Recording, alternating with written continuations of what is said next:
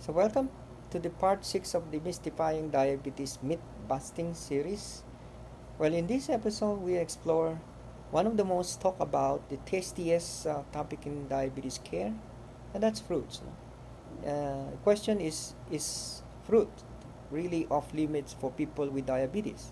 If not, which fruit can actually help support healthy blood sugar level, or fruits that can be gentle on blood sugar? So let's break things down in a simple terms, clear up the mixed messages, and help patients and caregiver feel sure about what fruits are okay and which one to enjoy wisely. So ready to find out the real deal about fruits and diabetes? So you might heard people say diabetics should not eat fruits. But the truth is not all fruits are the same. Some are easier on your blood sugar. They're full of fibers, water, and helpful nutrients like vitamins and antioxidants, to name a few, that can actually make it easier to manage your blood sugar level. So saying that people with diabetes should avoid all fruits is an oversimplified view. While fruits do contain natural sugar called fructose, they don't all affect blood sugar in the same way. Many fruits also offer fibers and key vitamins that support overall health, as mentioned earlier. Plus, different types of sugar have different effects on the body. Some raise blood sugar faster than the others, depending on the glycemic index, or GI, and glycemic load, GL. And that set the stage for understanding the differences between glycemic index and glycemic load, two key tools that help explain how different fruits affect blood sugar. So let's break them down in simple terms. So the key difference is this, okay? Glycemic index, or GI, tell us how quickly a food can raise your blood sugar. Glycemic load, on the other hand, looks at both how fast and how much sugar a typical portion gives you. So while GI shows the speed of the sugar spike, GL, or glycemic load, gives a more complete picture of the total effect on your blood sugar. Together, they help us choose fruits that are better for managing diabetes. So when we rank food by how fast they raise blood sugar, it is a scale from 0 to 100. Glucose equivalent to 100, that's a high GI with a rapid spike. Example of these fruits are watermelon or food like white bread. Well, this shows how blood sugar level change after eating fruits or foods with different glycemic index values. As the graph illustrates, high GI food cause a quicker and bigger or higher spike in blood sugar, while low GI food leads to slower and more gradual rise. Now, what is glycemic index rating?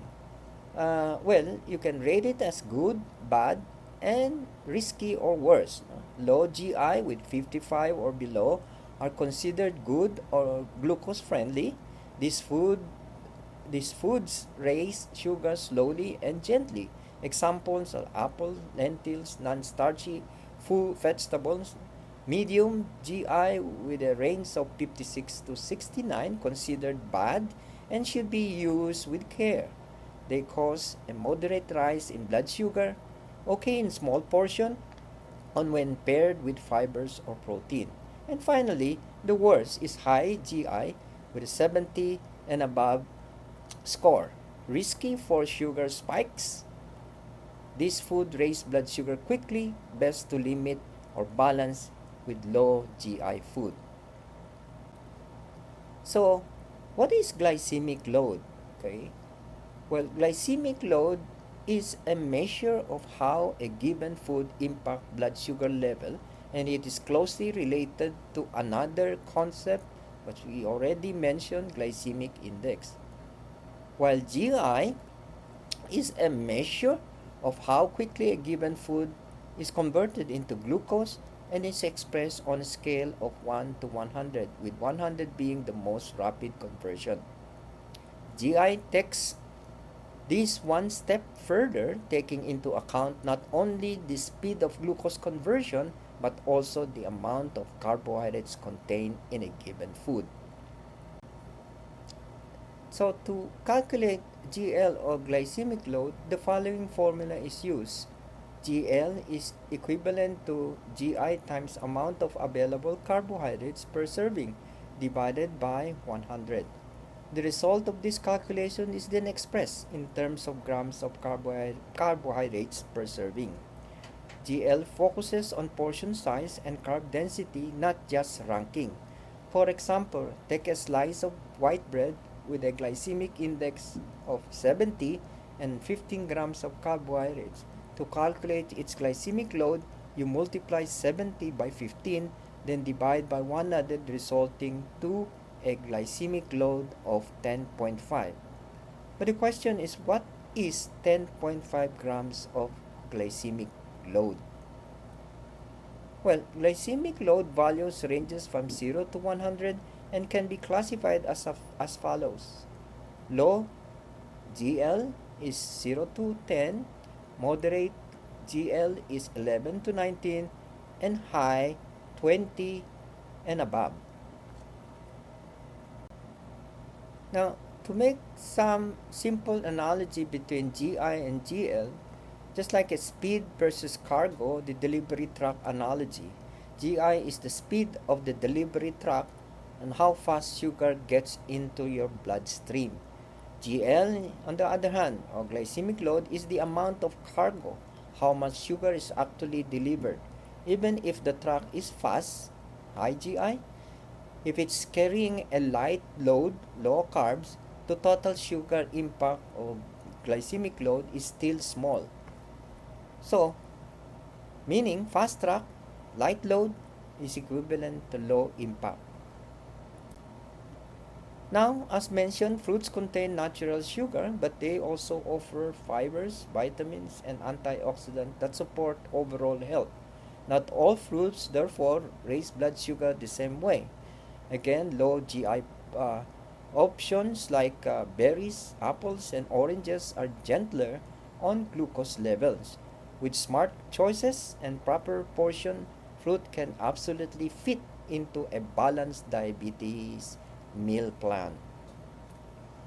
Now, the ICQC, which stands for an International Scientific Consensus Summit from the International Carbohydrates Quality Consortium, confirmed that glycemic index, or GI, and glycemic load, GL, are scientifically valid tools for assessing how carbohydrates food affect blood sugar.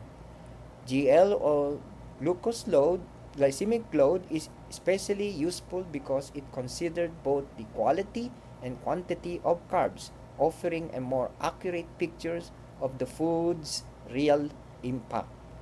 The group emphasized that managing post-meal blood sugar through low GI and low GL diets can help prevent and manage diabetes, heart disease, and obesity.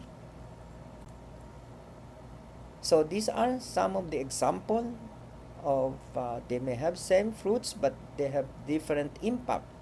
They may have different GI and they may have different GL.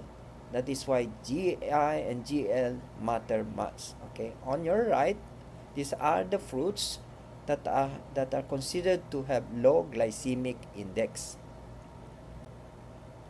Now again, fruits affect blood sugar differently depending on their glycemic index, fiber content, ripeness, and portion size.